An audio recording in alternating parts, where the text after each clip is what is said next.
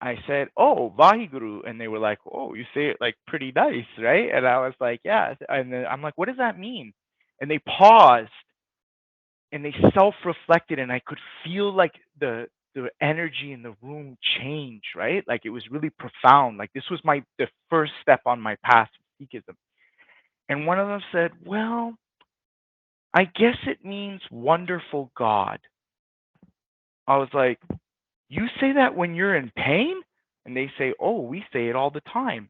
And that was like, I'm sold. I'll sign the Yeah. contract, like wherever it is, right?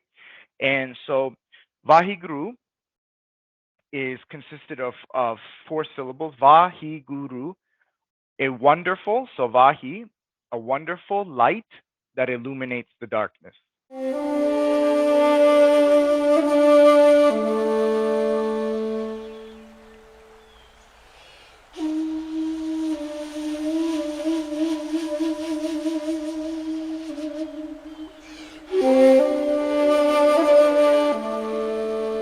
Oh, hello there. I'm Jimmy Shuker, alongside Albert Chalmers and Sean Goodman. And this is Radiant Light, a spiritual discussion podcast, episode 26.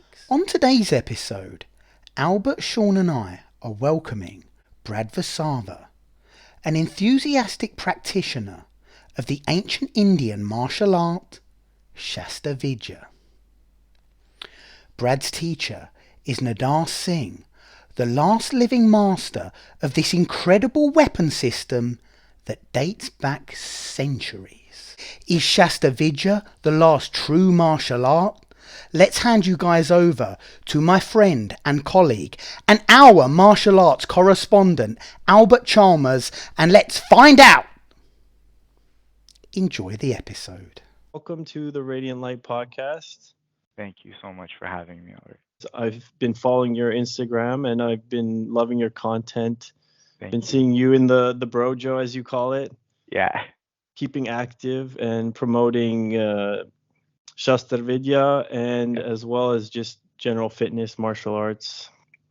So maybe you could take us, for the people who haven't heard of you, all the way back to how you got into martial arts and how you became a Sikh and where Sure. you come from generally. Like you're Yep. from Ontario, like I'm me. from Ontario. I was born in Toronto. My mom is Russian and my father's Slovak, right? I was born in the 80s. I grew up in the GTA, mostly in Peel region. I reside in Peel region right now. I live in Brampton, and I was born in Toronto. I was raised in Toronto. I lived in Mississauga as well. Grew up a big portion of my life in Mississauga. Yeah, right. 905, right. And then I moved to Brampton about 15 years ago. But I've been coming to Brampton for about like 25 years or so, right? I got into martial arts in '89. Well, I think it was a little bit before '89. My first medal is from 1989, right? My father did it, my older sister did it, and it was just a family thing. My uncles have done a little bit of it. My grandfather was quite proficient in it as well, Which right? So martial art is this I started exactly? with judo, right? So my Judo. family's like really big into judo, right? My father's sensei, Frank Hadashida, sorry, Minoru, right? So the club was called Hadashida Judo Club when my father attended it back in the '60s, and then just went from there. I started judo probably when I was about 5, 6, 7, something like that, right? I have like Awesome. early memories of it, and then did judo and karate up until I guess I was about a teenager or so. Never really took it too seriously or anything like that. Got into a really bad altercation when I was about 16 years old, and really wanted to take it more seriously. Wanted to go to more of the advanced classes. My dad was like, "No, you're not really serious about life. You don't take your studies seriously. You don't take martial arts serious." I was just a floundering teenager, right? I was like 16, Right. right? Yeah, right. And so I really hunkered down. I remember going to all my teachers with this like serious game plan. I was like, "Okay, listen, every week you got to give me a test, and I'm gonna ace this little quiz, right?" And I would go home and show my dad these like quizzes and like assignments that I was doing, and they were all like with high percentages. We used the ABC system back in those days, which was like 80% plus. And finally, he was like, "Okay, I'll get you back into to judo. So I went into judo, and I went into a brand new program with a brand new club, and they were Polish. Everyone was in Polish in there, and they were like from an old communist system, right? So the training was like really vigorous, really hard. It was very closed circuited, and the guy just took one look at me. The trainer, I'll never forget. His name was Christoph Trach, amazing guy, and he said, "Listen, if you give me everything in 30 days, I'll make you a champion." I was like, "Sounds like a good deal, right?" And those 30 days were crazy, but I did become high Right. school provincial champion, so that was pretty cool. And then my judo career took off from there. Shortly there afterwards, I got into not a fight, but kind of like a original Gracie Jiu-Jitsu challenge match, Oh, right? nice. Yeah, at school. And this guy was doing Brazilian Jiu-Jitsu. I'd heard of it, like I watched the original UFC and everything, but didn't Right. have any experience with it. And I challenged it, or he challenged me. I accepted it gladly, and I wrestled him, and I ended up winning. But I was like really out of breath, and it was like really different. And I was like, "How long you been training?" He's like, "A month." And I was like, "Oh man!" Like, he's like, "Do you want to come check it out?" And I was like, "Yeah, I would love to come check it out." And I'm pretty sure I was like 16 or 17, and then that began my Brazilian Jiu-Jitsu journey. So that's going back now like 24 years, right? Wow. So yeah. That's a So while. I'm a judo black belt. I'm a Brazilian jiu-jitsu black belt. And I was competing this year in Brazilian jiu-jitsu. I went to the world championships, right? So I'm still Nice. competing. Yeah. Judo, the rules of judo unfortunately severely changed that impacted major aspects of my game. They took away leg grabs about 15 years ago. Oh, really? Is this like Yeah. Olympic level judo as well? Olympic level judo. Yeah, I trained and Right. competed internationally, right? I went to the IOC training camps in the United States and New York Catskills, right? So Wow. I was at a high level in my early 20s. When I was 19 or 20, um, I just started to kind of like, I guess, get curious about a few things in life, and kind of like I was in college, right? And I opened a book. I actually have it over there. It's called the Eyewitness Religion. It's an eyewitness book series, and one is about religion. And Oh, I know those. Yeah, I remember. yeah, Those are right, great. yeah, those are great books, right? And I picked it up in the library, and I organically opened it to the page on Sikhism. I didn't know what a Sikh was. I didn't know what a Right. samosa was, right? Nothing of that nature. Yeah, right. And what it is the way that the book opened, the actual eyewitness book, is the way that the Sri Guru Granth Sahib Ji opened. It was a whole page of Sri Guru Granth Sahib Ji, and I looked at it and I was like, "Oh my gosh, this is the most beautiful thing I've ever seen in my life." So for a college project, I copied out the whole page of the Guru Granth Sahib Ji. Can you explain what that is, just so Yeah. I have a better So the Sri understanding? Guru Granth Sahib Ji is a collective group of writings from different authors throughout the Indian subcontinent over several centuries that was composed by the Sikh gurus, the masters. And it's over 1490 pages of teachings, right? And that is the living guru, that is the living teacher. So when you have a question about life, right, you go Right. to Sri Guru Granth Sahib Ji for your answer, right? And Okay. in essence, that is the highest regarded scripture in the Sikh faith, right? And that is the actual knowledge that we bow down to. So when we go to our temples, Sri Guru Granth Sahib Ji is there, and they'll be performing something called Chori Sab, which is like a whisk that was used for kings, and they'll be waving it over there, and you go down and you do your prayers and stuff, and then you bow to Guru Granth Sahib Ji. So it's not the actual text that we actually bow down to. It is the messages within the text, right? So Right. we do revere the actual holy scripture itself as our living guru, but on a deeper, more spiritual level, if you will, right? It's the Yeah, actual teachings that we revere, right? I understand. Okay. Is Yeah. it in Punjabi and then? It's written Yeah. in Gurmukhi. Yeah, so the language, so Punjabi is kind of modernized now. Right. So in the 1500s, Guru Angad Dev Ji Maharaj, he actually invented the Gurmukhi script, which is the Punjabi script. It is how Punjabi Okay. is actually written, right? It consists of 30 plus characters. In the alphabet, we call them penti. If you've ever written French, you know, accent aigu. Of Yeah, course. that's I don't know what that's actually called in English. I guess accents, right? Yeah.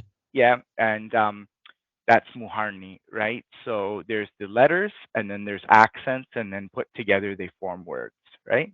Okay. Right. So I wrote it out. I became really interested in it, but I really didn't know much about it. My friends at that time became really involved in Dog Brothers martial arts, which is, well, as you know, right? A really high impact, high intensity level of stick fighting, and Yeah. they were training in something called Kali, which is like a Filipino martial art. And they invite. I really wanted to take place into it, but I was like, nah. I'm gonna be like, I'm gonna be rebellious, right? I'm gonna be someone Right. different, right? So I went and studied Japanese swordsmanship, and all these guys did was just cut the air. They never like hit anything, right? Like So Yaido or Iaido, right? So I right. studied Muso Shindenru Iaido for a little bit, and it was cool. I respected it and everything, but I was like, you can't learn how to fight like this, right? Like I'm coming from like a high level Olympic background in fighting, right? You missed the sparring and the live Yeah, right. atmosphere. So then I saw kendo, and I tried one class of kendo, and I kicked the guy, and they're like, "Oh, you can't kick." I'm like, "Well, I just did, so like, what are you gonna Yeah. do, right?" So I went back to the library. I was in school, and I started researching like stick fighting martial arts, and I came across something called Gatka, which is a North Indian martial art that it's quite old, and it's practiced by Sikh warriors around the world. And when I was researching it, I was like, oh, they only teach this in India. So I was pretty bummed out. I went to work that night. I'll never forget this. I'll never, ever forget this. It was a Wednesday night, and I was working at the YMCA gym. And I like this guy came out, and he had like 11th annual Gatka camp like on his T-shirt, Oh, right? And really? I was like, oh my gosh, like, will you teach me Gatka? He's like, no, I cannot teach you Gatka. And I hope Sukhvinder's watching to this day, because that's how exactly how it was, and that's exactly how he talked, right? Yeah. And I was all bummed out. I was like, oh, and he's like, but I will introduce you to my teacher, right? Well, that's So yeah, that was really cool. So I gave the guy who was teaching the class a call. He's a great friend of mine, a great mentor, my original teacher. He is his martial arts skill is huge. His Sikhism is huge, but his love for people and humanity is just infinite. He's an amazing man. His right. name is Sarvjit Singh, and I called him up and I was like, "Hey, listen, I really want to learn. Can I come learn?" He's like, "Yeah, we would love to have you. Like, come on in, right?" And he's like, "Listen, there's just a few rules, right?" And I was like, "What's that?" He's like, "Well, no drinking, no smoking." I'm like, "Yeah, it's martial arts. Like, why would you come drunk or Yeah, exactly. intoxicated, right?" And he's like, "Just wear some like appropriate gym clothing, like modest gym clothing." I was like, "Yeah," and he's like, "You just have to cover your head." I was like, "Yeah, no problem." So I went and trained at the temple for the first time, and that's when I fell in love with Sikhism. And So they're during an training in the temple. they're training in the temples. Yeah. Oh, So wow. a majority of Sikh temples, original Sikh temples, or Sikh temples that abide by original doctrines, right? Because there's a lot of things that have evolved, and there's modernism that's creeped in everywhere, right? Of course, yeah. Yeah. So a Sikh temple should be separated into like five different areas, right? So you have like a entrance, and that entrance is like anyone can come into that entrance. There's like obviously you can't be like high or drunk or smoking or like, you know what I mean? Yeah, yeah. And there you can wear your shoes. But once you enter the temple, you cannot wear your shoes. From there, there is the main hall. So that would be area number two. That would be like where the prayers happen, the congregation congregates, right? Right. And where there is a discourse on the guru. The guru will give a discourse, right? So not the guru itself, but like a person talking in reference to the guru, right? And that's area number two. Area number three would be like a sukhasan room, like so it's a special room where the guru resides. So the holy scripture is like it has its own room, right? It's like one of the most I might get some flack for this, but I'm gonna say it. It's one of the most nicest bedrooms you've ever seen in your life, right? Really? It is, yeah, it's like covered in marble, and like the bed is crazy and everything. So the holy text Has a bed. has a bed, right? And that's where it sleeps technically at night, right? Right. So that would be the third area. The fourth area would be the langar hall, so the community kitchen. That is where food is served 24 hours a day, 7 days a Really? week. No, yeah, no matter what caste, creed, religion, race, or anything. If you are hungry and you are in need of food, you can come to the gurdwara and they will feed you. No questions asked. Right? Incredible. Yeah. Yeah, incredible. This is where things get a little bit gray now. So the fifth area, which many Gurdwara have, is a gym. Okay, and a gym not in the sense of like a muscle gym. It's a gymnasium, right? And it's traditionally known as an akara. The akara would be used to teach martial arts. Like a Um, dojo, almost. yeah, like a dojo. It probably doesn't have mats. It never has mats, Right. right? Yeah, It's a it's wood. just yeah. It could be. It's more than likely concrete from India, right? Oh, So it's a large concrete room, and like the concrete's really nice. Like it's properly made, like it's smooth as glass. And there you could learn like martial arts. They play soccer now. They play field hockey, like indoor hockey, right? Like modernization has come in, right? Like it's a yeah. place to keep fit, right? Yeah. Yeah. And so when I was learning at the temple 20 plus years ago, we were sitting in what I would call like a horse stance, like you're just squatting with your hands out. The Mabu. Yeah, right? And it hurts so much, and it hurts like, oh my gosh, it hurts so much, right? And they start, all of them, they're Singhs, right? So they wear the turban, they have full beards, they wear kurban, and they start saying this word Vagru, Vagru, Vagru, Vagru. So I don't want to be left out, so I just start saying it too. I'm just like Vagru, Vagru, Vagru. So after the class, we were washing up and just washing our hands and stuff like that, right? I said, "Hey, like, what's that word you were saying?" And they're like, "What word?" And I'm like, "Vagru." And they laughed, they chuckled it, and I was like, "Everything okay?" They're like, "No, it's cute. Like, you're just mispronouncing it, right? It's Vahiguru." And I was like, Vahig. Vahiguru. So I'll break it down in a second, right? And I said, "Oh, Vahiguru," and they were like, "Oh, you say it like pretty nice, right?" And I was like, "Yeah." And then I'm like, "What does that mean?" And they paused and they self-reflected, and I could feel like the energy in the room change, right? Like it was really profound. Like this was the first step on my path to Sikhism. And one of them said, "Well, I guess it means wonderful God." I was like, "You say that when you're in pain?" And they say, "Oh, we say it all the time." And that was like, I'm sold. So I'll sign the Yeah. contract, like wherever it is, right?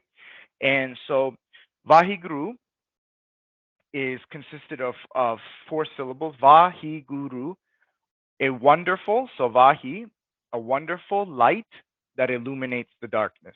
That's what it truly Really. translates. Yeah, right. That's And fantastic. that is the Gur Mantar that was given by God to the first master, Guru Nanak Dev Ji Maharaj. And he said, instruct all of your people to repeat this word, Vahiguru, and contemplate on the oneness of God. So that was the beginning of my journey into Sikhism. I've been going to the temple now for like 21 years, and I love it. I go every week, and I wouldn't miss it for the world. Would you say that was when you officially converted? Yeah, So, yeah. okay. That's when I officially converted. Was that class, and Sarvjeet knows it, and all those guys. I still talk to them to this day, right? And they all know it. That was like when Brad like hook, line, and Yeah. sinker was like accepting of it, right? And the one thing about Sikhism is I wouldn't say it prides itself, but it takes great strength that it is not a conversion faith. So it doesn't go out there looking for people to convert. There's no like door to door knocking or like, Not an evangelical type thing. yeah, there's nothing of that nature. Okay. If you do want to convert, there's stages to it, right? You just don't like wake up one day and you're like, see, like that is the first stage, right? But there's levels to Sikhism, and it's all about how far you want to take your bond, right? And the bond is known as the path. right? So it's called Gurmat, the path of the guru, right? How far do you want to go from, I guess, ignorance, right, to like divine bliss, right? And Okay. that's the whole purpose of Sikhism in its essence. So it's a spiritual path. It is. It's a Yeah. very much a spiritual path done through religion. I had the opportunity for last month in October to spend the whole month with my teacher before he returns to India. And he made some really interesting points. And these aren't my points, these are his, but I really agree with them. This is Nidar Singh. Nidar Singh, yeah, right? Um, religion teaches you to be in tune with someone, right? So, you look at all the major religions in the world, there's that figurehead, right? There's always that, whatever it is, whatever religion you want to pick, there's somebody at the top that lived a long time ago, and that's who you want to be like, right? Every religion has it. Yeah. He profoundly said to me that kind of had me go, wow, spirituality is knowing you, is knowing yourself, right? Mm. And that is where Sikhism is a spiritual path, right? So through the knowledge of the wise master, of the true teacher, you find yourself, right? So you don't try to aspire to be somebody, you try to aspire to be the best you can be. Okay. Awesome. Yeah. Yeah, it's Amazing. pretty cool. Yeah, I really like it. And then there's all the kung fu stuff that goes along with it that like is all the awesome Yeah. part about it. Yeah. This is the Shastar Vidya. This is the Shastar Okay. Vidya. If you enjoy our content, don't forget to like this episode and subscribe to our YouTube channel, as well as whichever platform you listen to your podcasts on. And you can even follow us on Instagram too.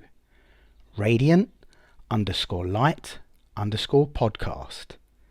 And you can always reach out to us at radiantlightpodcast1, that's the number 1, at gmail.com. You mentioned your teacher Nidar Singh, Nidar Singh Nihang. and this is one of the last known masters of He's Shastar the only Vidya. master I know of. Shastra Vidya, the word, okay, means the science of weaponry, okay? And that that phrase, those terms, Shastra Vidya, go back in ancient texts very far. On your channel, you have Sri Ramji. So Sri Ram was educated in Shastra Vidya by Guru Vishwamitra and Guru Vashisht, right? Krishna would have been educated in Shastra Vidya and Malyud. And there's many, many stories within the Mahabharata, right? And the Ramayana about Shastra Vidya, etc. So the term is extremely old.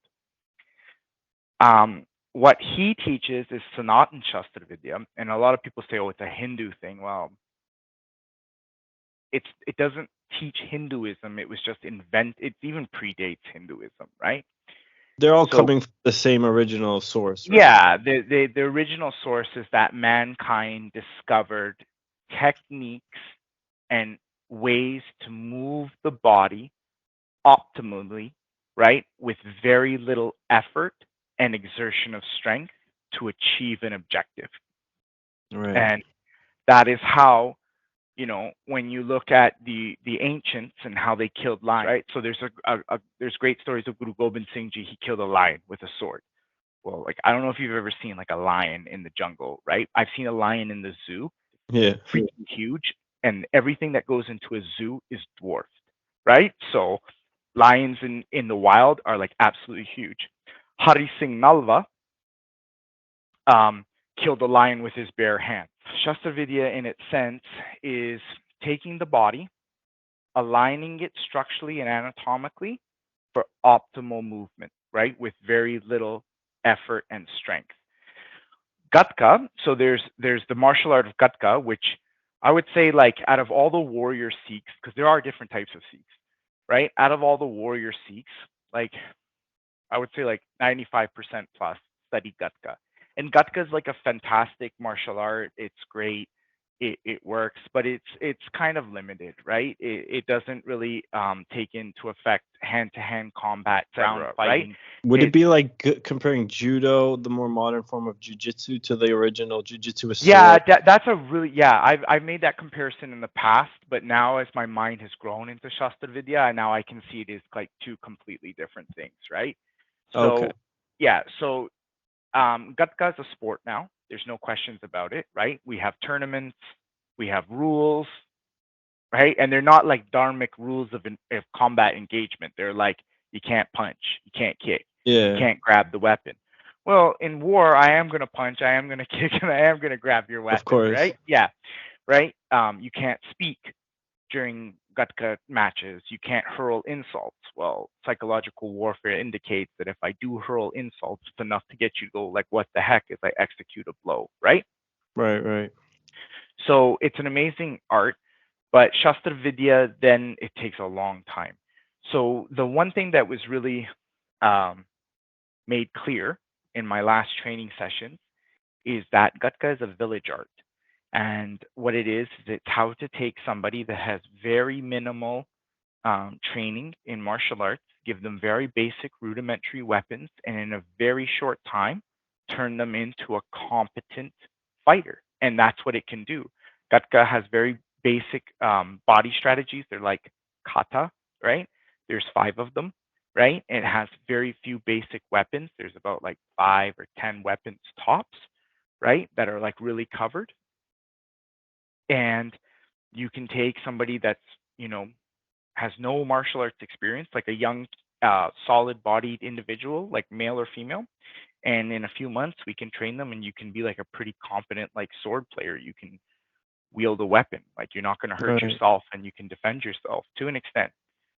Shastar Vidya is the martial art of like the elites in ancient times, right? So people who had patronage, people who didn't have to work, right? Because like the Right. real experts, they don't work. That's what they do. It's like Professional warriors they're and stuff. professional warriors, Yeah. right? As you have like myself, I'm a hobby martial artist. I do martial arts a lot, but I'm not a full-time martial artist, meaning I don't do anything 40 plus hours a week, right? Right. You can't compare me to a like I mean I'm athletic, I compete, but you can't compare me to a professional athlete. I wish I could train 40 hours a week. I wish I could, but I can't, Yeah. right? And that's what it takes to really get good at Shastra Vidya. You have to train hours upon hours every day, and you have to relearn how to walk, how to move, and then there are like the manipulations of the weapons and the manipulations of the muscles to form the correct postures and structures that allow you to strike. So it's So really that deep. It just it's really that deep. Yeah, it's really that reforms deep. your thinking even, right? Yeah. So while Gatka has, you know, a few basic strikes, some strikes are not allowed at all, like such as stabbing and upward blows that come up from below, right? There is no such thing like that in Shastra Vidya. Everything is game. The only thing you cannot do are violate the rules of warfare set forth in such books as the Puranas and the Dhanurveda, and there's a couple other texts, right? And the Shastras, and then you cannot violate any religious rules, right? Okay. So yeah, so whatever religion you take, you can't violate that rule, right? Okay. Yeah. So this developed on the battlefield between people of the same faith or the same religion? Yeah. So you know, you know, from a historical text, right? We have such things as the Vedas and Ramayana and Mahabharata that do mention Shastra Vidya, but we can't calculate a year. We don't have any like really indoctrinated text that we can Right. align to a firm date. But now we can. Now let's go back to 11th and 12th century Rajasthan, India. So it's a state in India, and there are a clan, and they're called Rajputs, and they emerged in that century. They emerged in like the last little bit of the 10th and strongly into the 11th, and then they carried a dominant portion of uh, figurehead up until like the 19th century, even into the earliest 20th century, and they were the masters of Shastar Vidya. So Rajput literally means son of the king, and and that's what they were, right? So Yeah. they had patronage, they had royalty patronage. They never had to work, they never had to farm, they never had to make pots, they never had to weave, they never had to make iron work. They never had to uh, become artists or whatever. They were Yeah. skilled warriors. That's all they did all day long, right? Akbar himself, the mighty emperor from the Mughal reign, he married a Rajput princess, right? And she would Okay. have been, yeah, she would have been educated in martial arts, right? And then what happens is from like, let's just say like 1100, we're all talking about common era, right? So Yeah. 1100 up until about 1600, so 500 years, they dominate the northern part, the northwestern part of India. The Mughals invaded, there was colonization, et cetera, et cetera. We won't get too much into that. But then around 1400, 1500s, the Sikhs appear, right? There are 10 Sikh gurus with different timelines, right? Each Sikh guru lasted anywhere between like 10 to 12 years, upwards of like 40 years, right? And gurus number 1 through 5 really focused on spirituality. They focused on the betterment of the human race, and they focused on the betterment of the spirit. They focused on selfless service towards humanity. That's a tenet of Sikhism. It's called seva, basically community service, right? In like Right. modern words, yeah.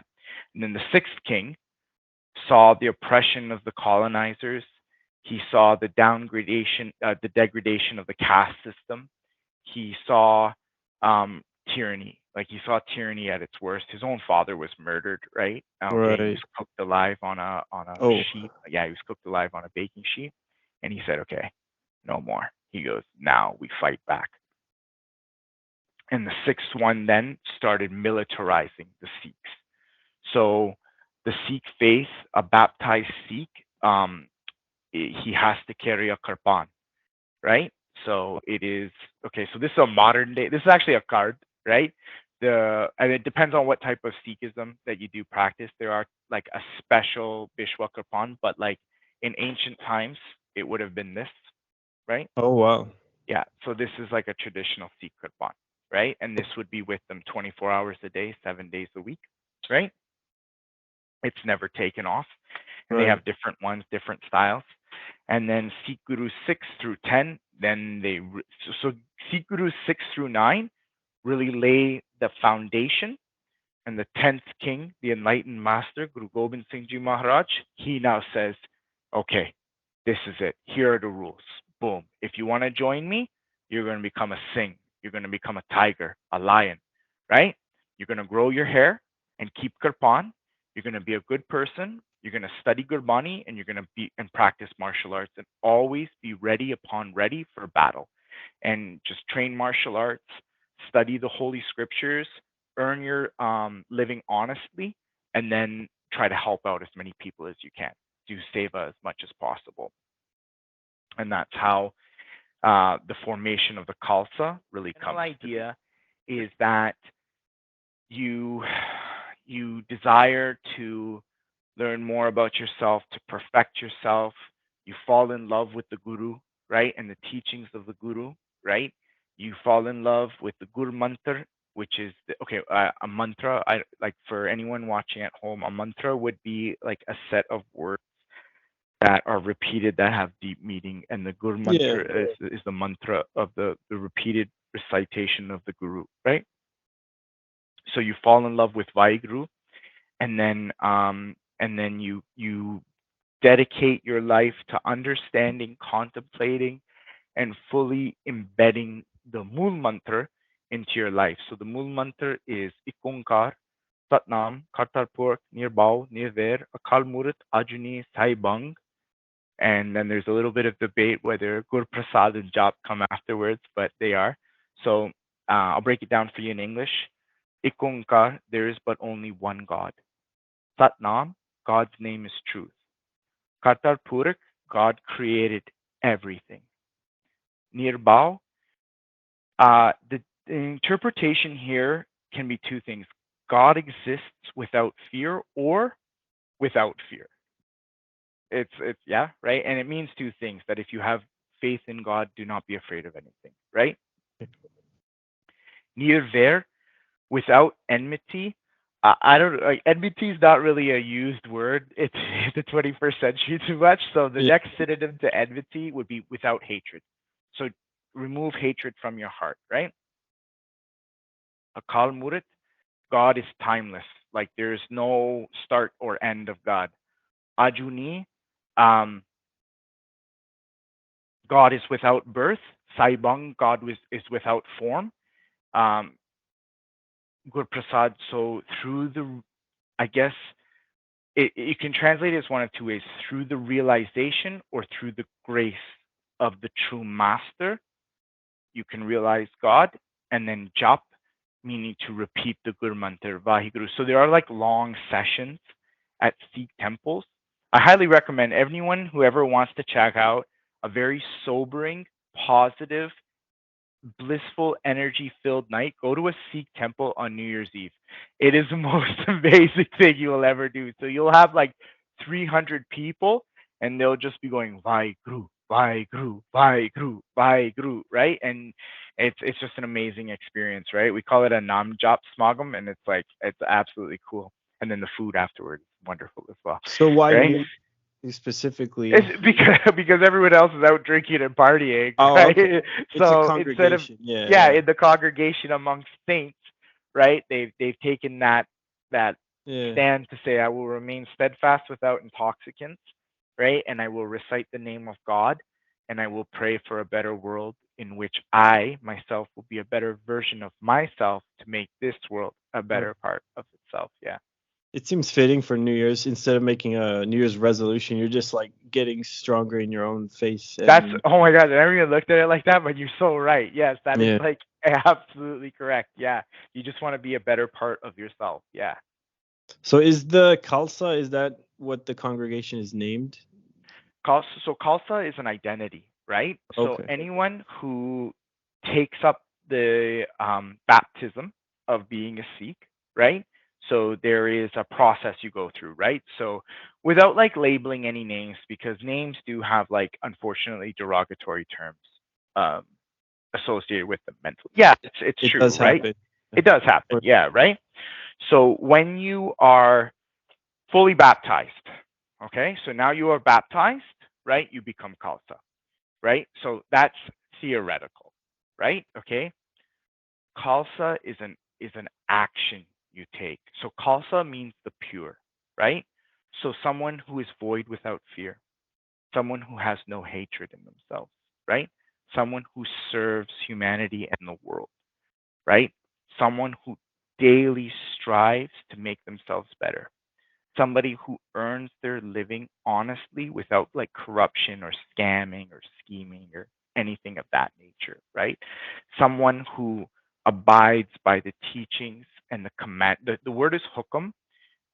The best word is like commandment, right? Of the Right. guru, right? Yeah, and that is somebody who is Khalsa, So right? these are like to keep yourself at a high moral standard. High moral, high physical standard, right? Right. So that is where the martial arts, because like, there's Yeah. nothing more exhausting than Shastar Vidya class. Like it's Yeah. so hard, right? It's so hard, right? So there are traditionally in ancient time, not traditionally, in ancient times, they had a battle standard. It's a flag, right? Okay, and on the flag there were three weapons that a Sikh like lives with, right? The first one is the sword, right?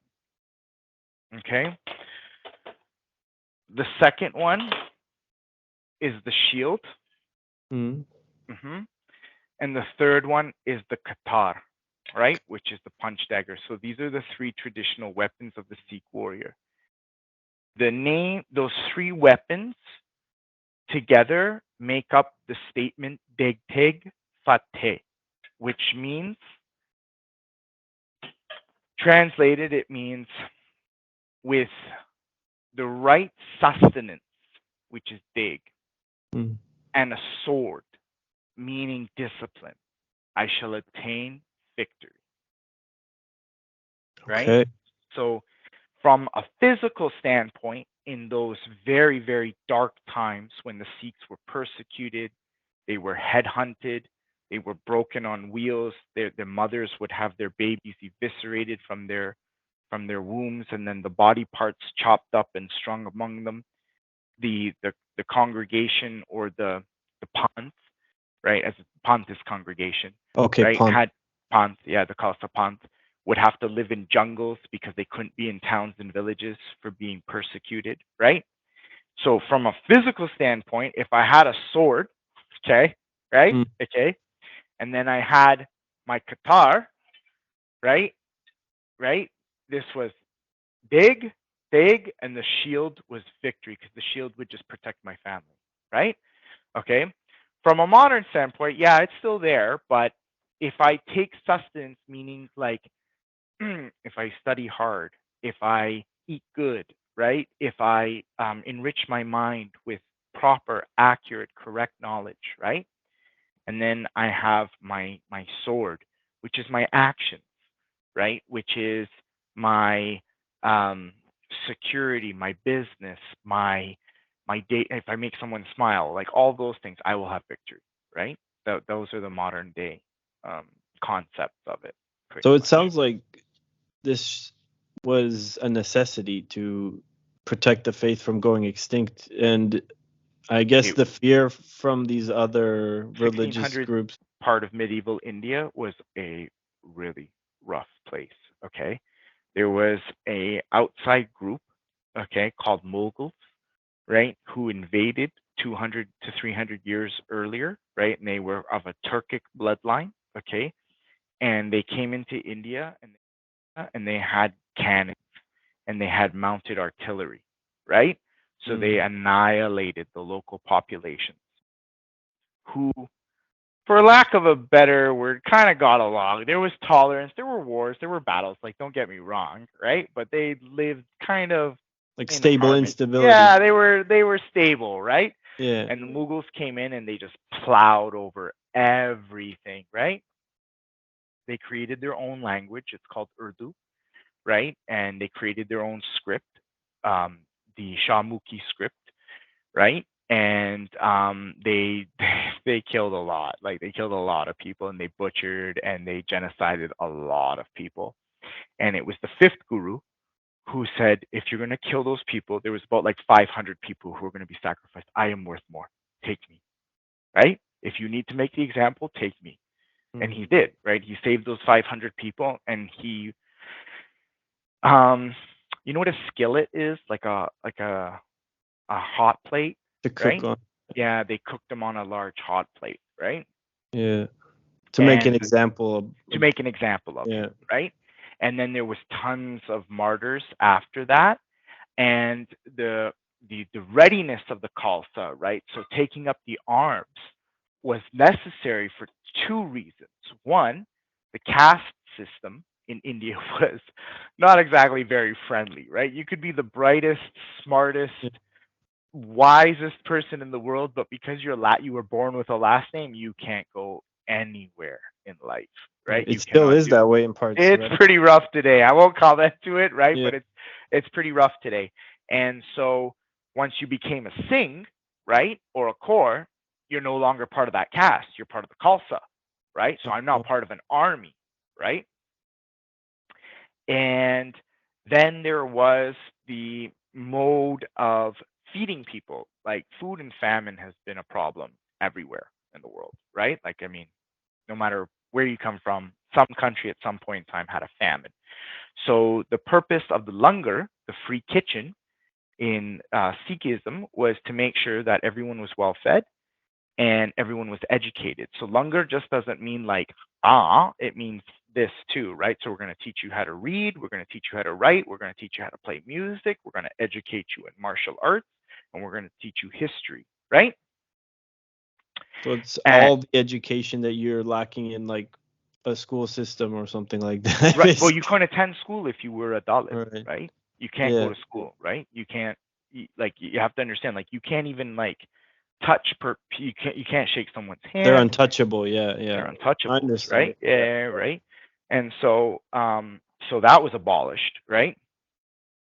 And then, imagine you're just living peacefully. You just living your life like you're just in the not even in the jungle. You just got a little village. It's made out of mud sticks. You got your goats. Who are you hurting? You're not hurting anybody. You're just Yeah, living your life.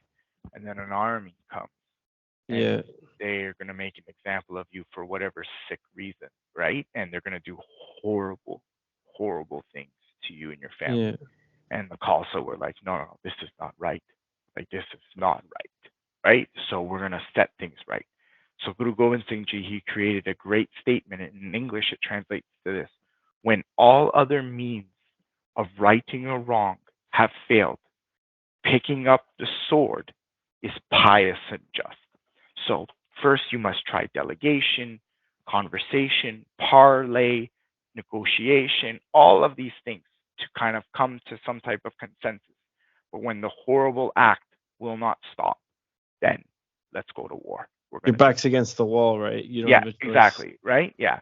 And we're not going to war because of a religious statement. We're going to war over like really horrible things, like you're getting murdered, butchered, raped, kidnapped, Yeah. right? Like yeah, right? Like there's so many stories of so many great Sikh generals like Sardar Justice Singh Ahluwalia, right? He there was an Afghan invasion, right? And they took something like 300 women back to Afghanistan who were then to be sold to Pathans, um, Pashtuns, and Persians, right, as slaves, right, for whatever sick nature, right? Mm. And the Singh was like, no, no, no, no, no, that's not happening. And Nah. he took an army of men and he captured all those women and brought them back to India, right, and united them back with their families, and those families that were either decimated by those encounters where the bandits took them and whatnot, they were incorporated into the Khalsa, right? And then became children of the Khalsa so that their honor and that their, how should I say this, like their lineage could live on, right? It's a Remembrance Day too, so I think it is significant to mention some of these It, yeah, definitely, right? The Sikhs have played such a huge role in so many militaries around the world, right? So like the Indian military, it's huge in, right? Malaysia, quelling the Boxer rebellions in the 20s and 30s in China.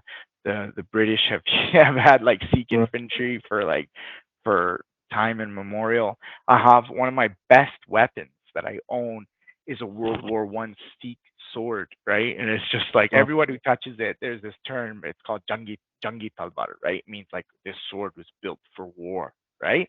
So when you pick it up, you're like, oh man, this is a weapon, right? Like this is something for show in the court, right? yeah. This is like, yeah, this is for How'd you get a fighting. hold of that, if I might ask?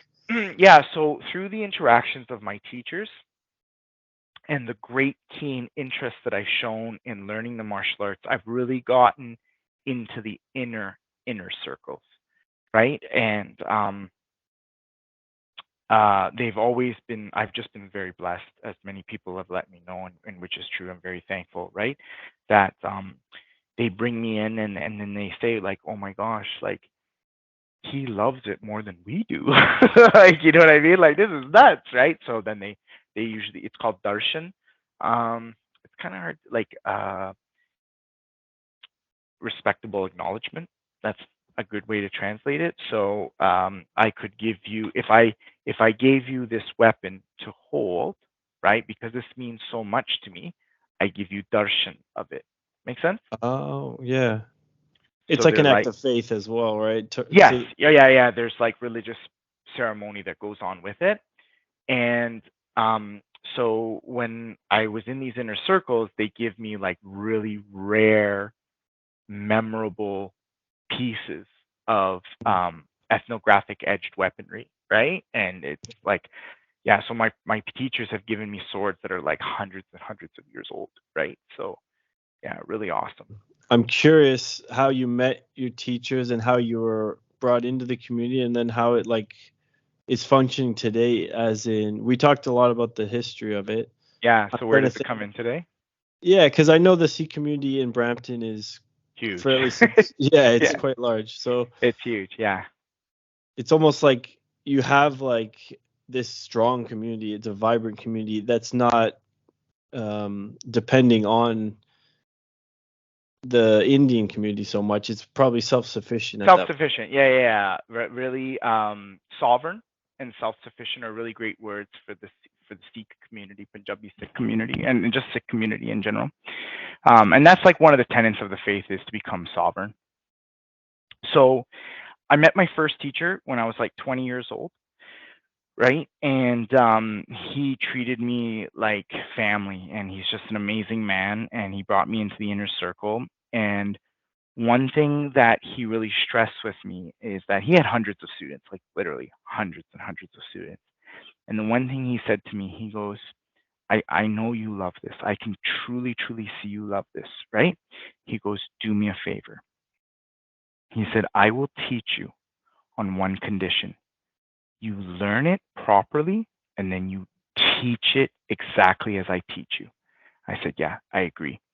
So there was a situation many, many years ago where I was at the Sikh temple. And you have to remember, I'm clean shaven. I'm also not Indian. I'm not Punjabi, right? So I'm kind of like one in a hundred, like 1,000 at the temple, right? Like there's not too many Right. guys like me, right? And so I was teaching little kids Gatka, and some older, respectable elders who are pretty much priests, right? They saw me and they were like, "Oh no, this no, like we can't have this. This should Oh, not be really? happening." Yeah, for sure. It happens all the time because it's ignorance, right? They don't know it, right? But Mm. my face and my outlook doesn't match my knowledge and the love that Right. I have for it in my heart. You can't see that. You just see this, right? And so they congregated together, and then they brought in the head priest, and the thing was they were going to kick me out, right? They were going to ask me at least to stop politely, right? And the Okay. priest just stopped them and said, just give them a second, let's just watch this, right? And I could hear them talking, right? Obviously they're like 15 feet away from me, right? Yeah. And I'm like, okay.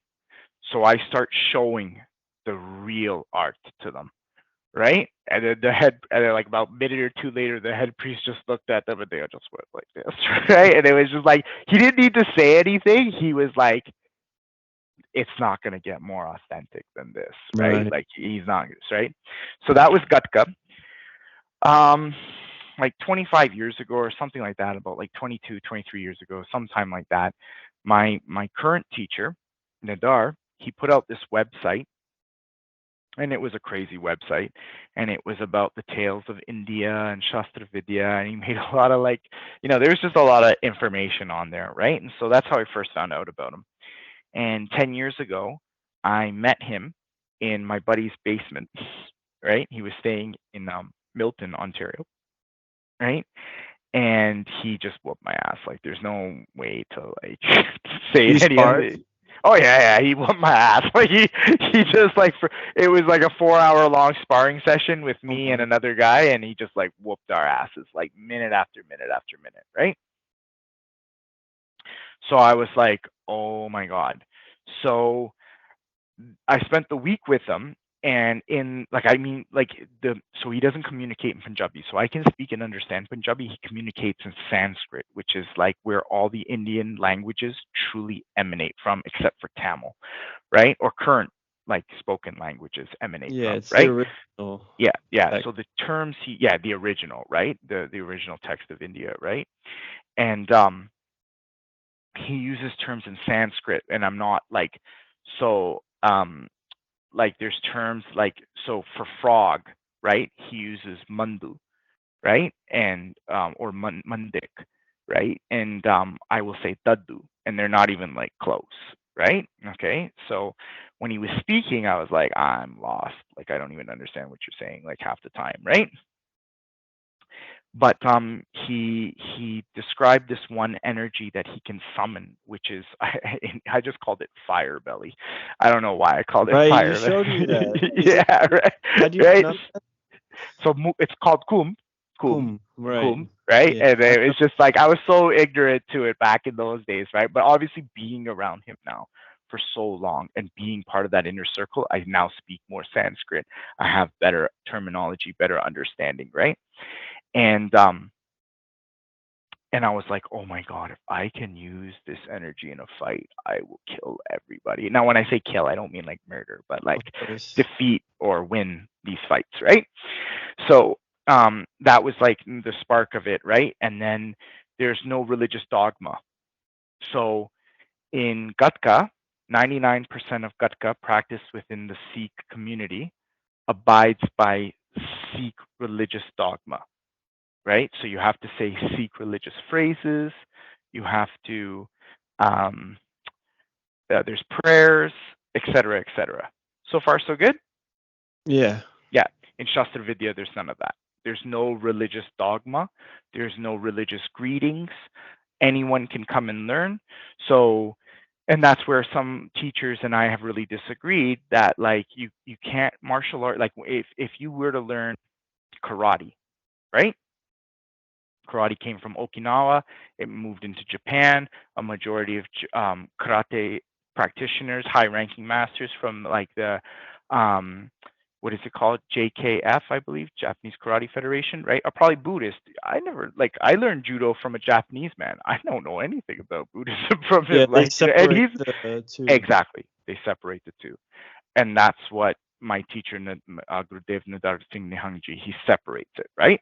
If you want to learn about Sikhism, you want to learn the prayers, you want to learn the scriptures, you want to learn the Bani, go over there. Like there's some other teacher over there that will teach you that. Like he knows it, don't get me wrong. Yeah, it's And not if his you're, lane, right? It's yeah, he's like, you want to learn how to like break an arm? You want to learn how to punch someone in the throat? yeah. You know what? Come on over here. We're ready for you. Like, let's go, right? But that's Right? probably going back to what you said about it taking so much of your time to Yeah. focus on it. You don't really have time to teach those things because there are people who are dedicated and To focused on just those things. Yeah. that, yeah.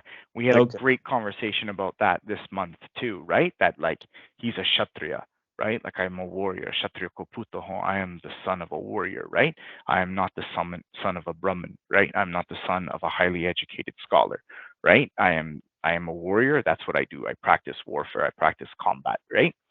And so doing that, and these words, Shastar Vidya, in the Sikh faith, they hold great weight. They Mm. hold great. So I don't mean to bring anything into it here, but we're going to go down this path, right? We have a white guy who learns Bhangra, completely Punjabi, right? Do you know what everyone does? They go, wow, yay, oh my God, it's amazing, right? You have uh, a person from Africa who learns to cook the best tandoori chicken, right? They're going to be like, oh my God, this amazing tandoori chicken. I can't believe this man from Ghana made this. Like, it's amazing. It's the best Yeah. tandoori chicken I've ever heard. But that's where it ends. When I come in and I speak Punjabi and I tell them like what I do, right? They're like, I thought that died like 200 years ago. And you're telling me you teach it and you're an expert in it, right? Well, I'm not an expert in it, but right? I'm a highly, how You're on should I your say way. this? I'm a highly dedicated practitioner. That's what I like to refer to myself as, right? Highly dedicated practitioner. And they're like, I thought that like, I thought that was It was like a extinct. Like, legend or something. yeah, that's Yeah. a legend. Those are legends from like in the times of our original creation. Like, and you do this, and I'm like, yeah. And then when I show them the fire Yeah. belly, they're like, whoa, Could you right? explain Weird. that quick, maybe, just so Yeah, we get sure. it on here? Okay. Yeah, for sure. So okay, the energies. Okay, so fire belly or kum is an energy. Okay, and an energy refers. So we draw energy from a structure. Here's the basic thing. Okay, anyone who's a young person, especially if you're a male, you've probably lifted weights in your life. And I'm going to Yeah. use the analogy of a deadlift. Big, strong 20-year-old man, right? Puts 100 pounds on the barbell, and then with no technique, just firm, sheer commitment, he grabs the barbell and lifts it up and struggles, right? Yeah. But he gets it up. So far, so good. Yeah. He feels the pain in his back, in his arms, and everywhere. It just hurt, but he did it. Then there is a master, a coach, an expert, a personal trainer watching from the distance and sees the commitment of the young man and sees that he has possible talent within him. And he comes over and he says, okay, listen, what I want you to do is grab the bar this way. I don't want you to lift with your lumbar. I want you to push with your legs. I want you to keep your spine aligned, tilt up your head, and drive your nose up to the sky. Keep your arms locked, drive with your legs. The person, the young man, he does it again, and now this 100 pounds becomes so light. The technique, right, that he just used and the structures, right, allowed this transfer of energy to happen. And it's like, oh my gosh, I really struggled with this 100 pounds 5 minutes ago, but now it feels so light and I feel like I could do 200 pounds or whatever it is. That's an analogy I'm making. So what Shastar Vidya does is it teaches correct body alignment. So it's called Sejura. You have to have like a symmetrical styled body, right? Okay, you can't But be like overweight. postures and stances. Posture, yeah, symmetrical body style. So you can't be a bodybuilder and you can't be like overweight, right? You have to have, like, no offense, Albert, you have like a Sejura body style. Like you have a perfect body style for Shastar Vidya, right? Yeah, you're not overly bulky, right? You everything's symmetrical, right? Then you have correct alignment. So now we're going to teach you that certain muscles activated at certain times produce certain results, right? So in jiu-jitsu, there's a technique called collar dragging. Basically, I'm just going to grab your cross collar. Yeah, you're familiar with it, and I'm going to drag your collar, right? So when I do it on certain people, that I throw them across the room, they're like, "Yo, was that the Indian thing?" And I was like, "That's the Indian thing, right?" Right. Oh, so you Shastar Vidya as just even in Brazilian Jiu-Jitsu and other things now. Yeah, I now use Shastar Vidya in my life. Yeah. So, yeah. So the way I sit down, the way I walk, the way I run, the way I sleep, the way I eat, everything is from a Vedic point of view, right? So aligning with the Vidya, right? And then that will give you proper body mechanics now. So now we learn how to move the body to achieve certain things. So if I want to punch you, it's not just about wildly punching you.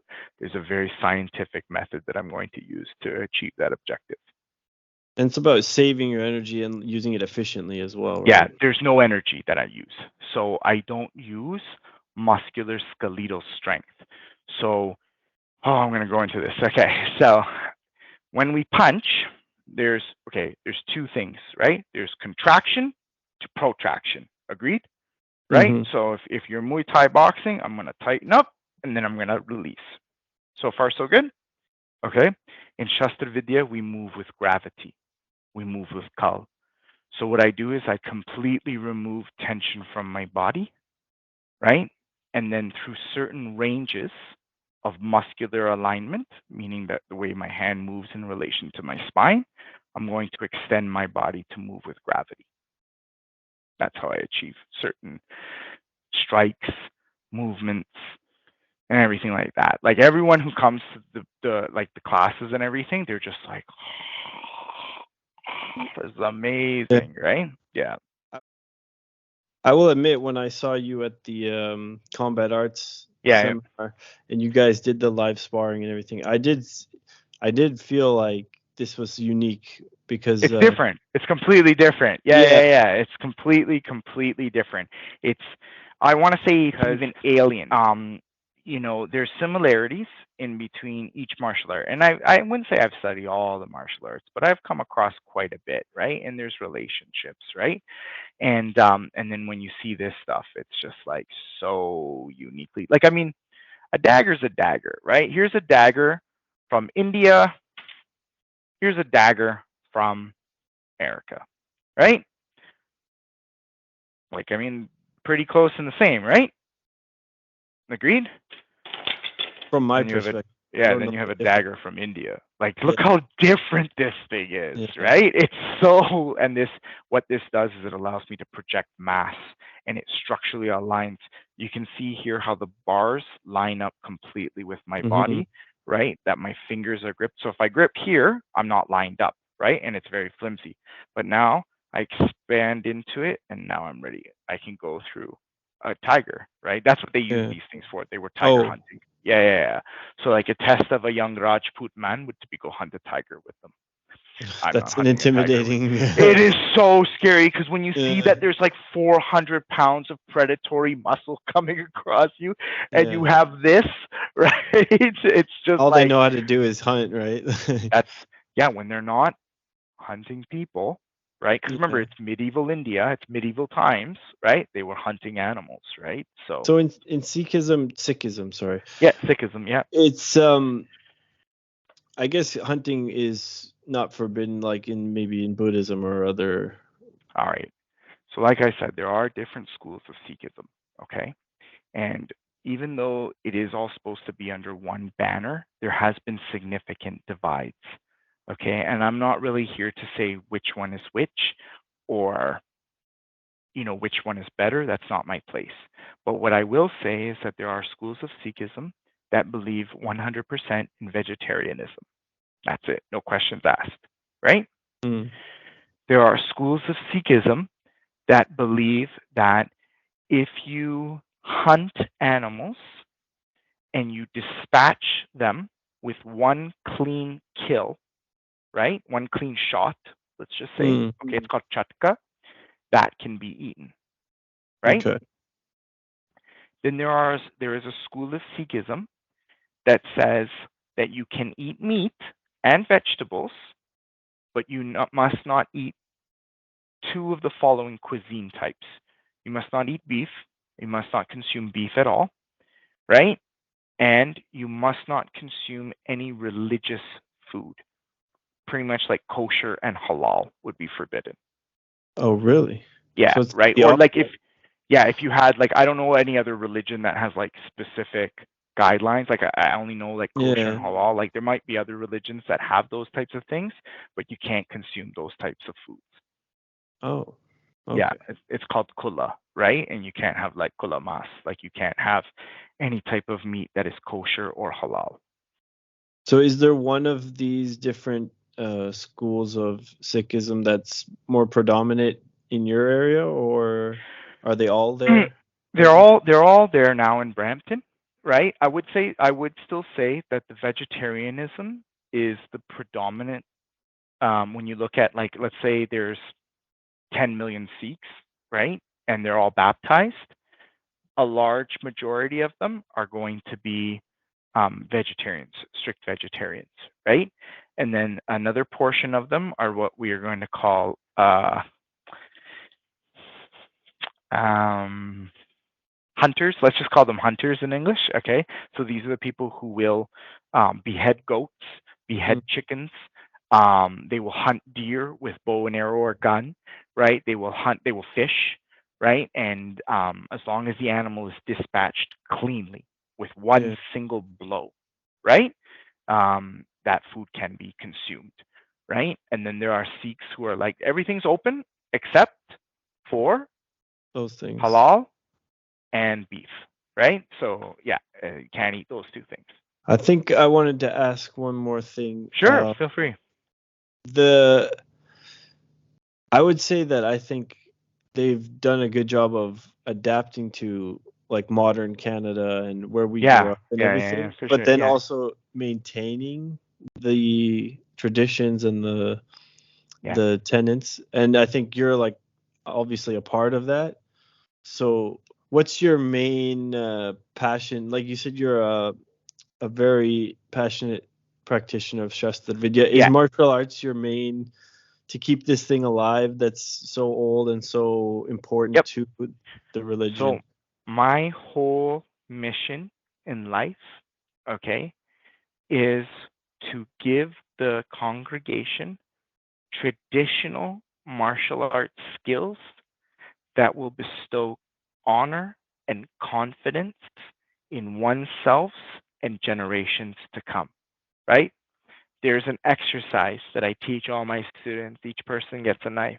They stab and parry, stab and parry, stab and parry, stab and parry, stab and parry, stab and parry. We call it such a kaba. It just means left, right. Okay, right? I don't want to be a figurehead. I don't want to have my face on a poster on a training hall. Nothing like that. I just want to be a very old person in my 90s and I want to be in the temple, in the gurdwara, having a cup of tea and seeing two young kids going like this where it was originally done. And I just want to smile and just say, it'll live, it'll continue on, Yeah. it will grow, right? Right now, I'm teaching Shastar Vidya in Brampton. I'm teaching it from my home. I am looking for a temple to kind of host me. There are some challenges with that, and I do understand. Um, but if there are any temples that do want to bring me in to study traditional martial arts, Shastra Vidya in its current form is broken down into three parts. There's Mushtiyuddin, meaning the striking. There is Malyuddin, meaning the war wrestling. And then there is Shastrayuddin, meaning like the weaponry, right?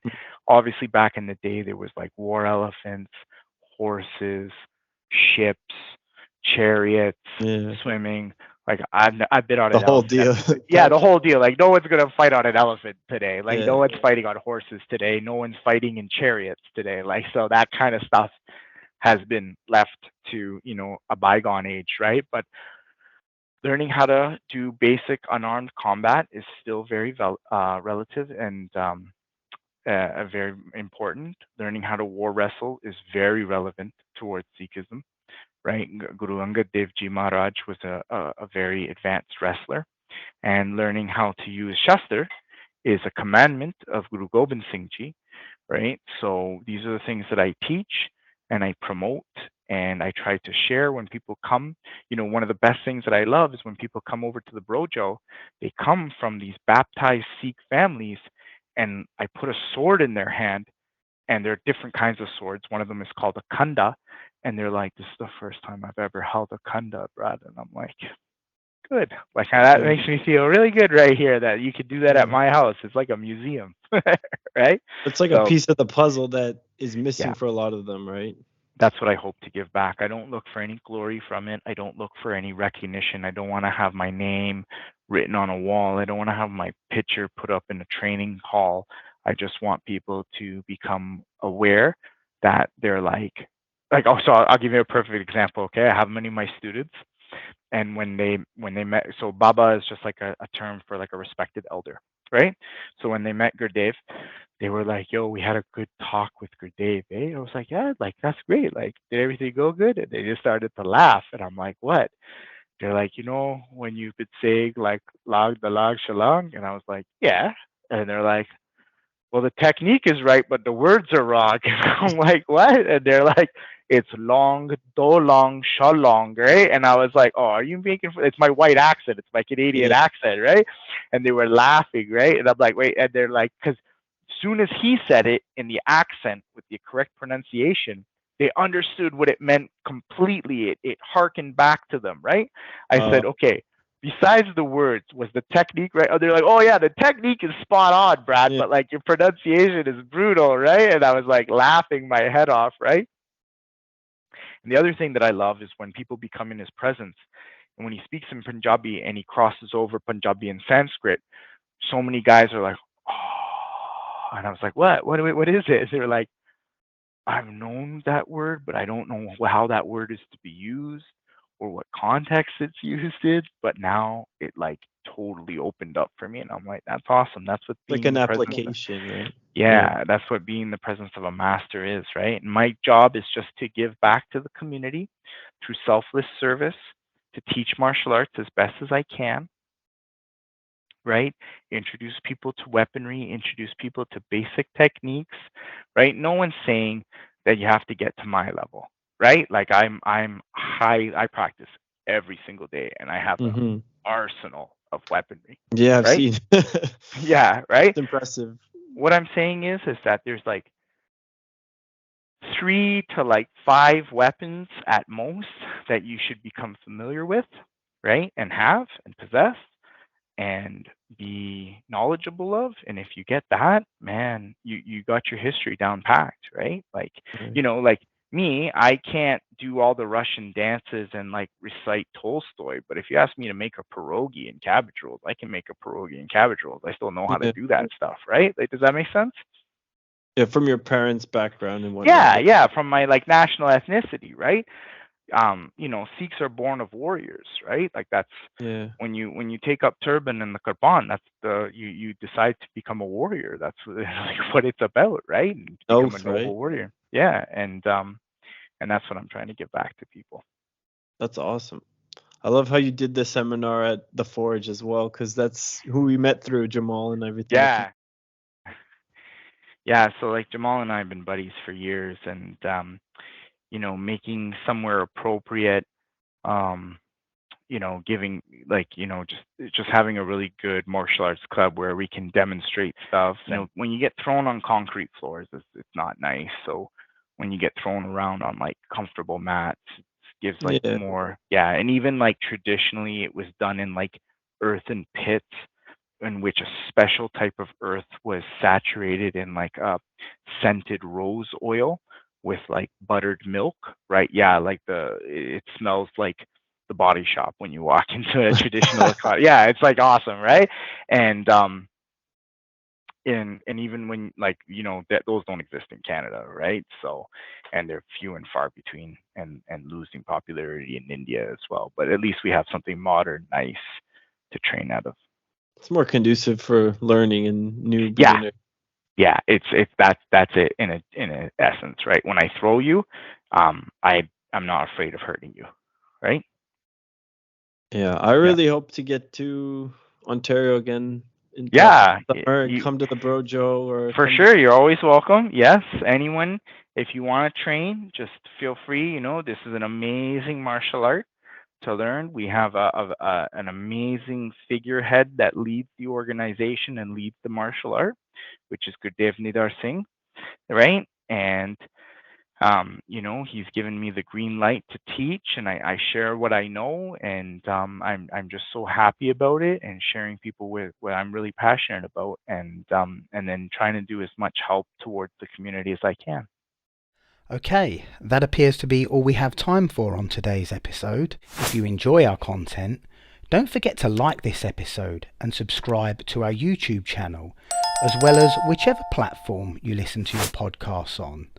And you can even follow us on Instagram too. Radiant_light_podcast.